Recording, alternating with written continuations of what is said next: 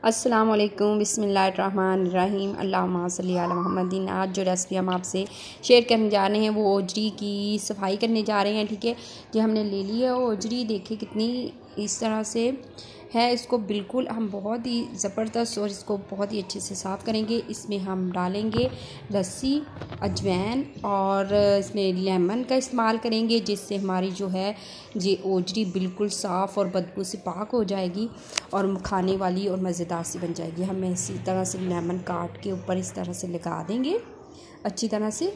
इस तरह से आपने लगा देना है और इसको हमने आधे घंटे के लिए इसी तरह भिगोए रखना है कि अच्छी तरह से अजवाइन और लस्सी की खटास और लेमन की खटास से इसकी जो स्मेल है वो सारी ख़त्म हो जाएगी। ये देखिए, हम इस तरह से लगा देंगे, हर हिस्से में लगाएंगे। ठीक है, हर हिस्से में इस तरह लगा के ये जो आपको नज़र आ रहा है हम आपको दिखाएंगे कि कितनी हमने अच्छी तरह से साफ़ कर ली है। ठीक है, अब हम इसकी सफाई करेंगे। देखिए, आधे घंटे के बाद हमने ये साफ़ करना शुरू किया है। जो सारा ऊपर से हम उतार लेंगे और साइड भी कर लेंगे। ठीक है, और बाकी ये साफ़ कर देंगे।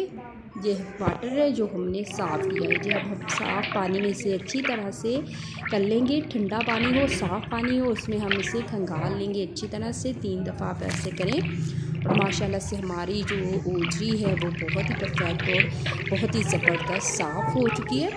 ठीक है, इस तरह से हम साफ़ कर लेंगे साफ़ पानी में।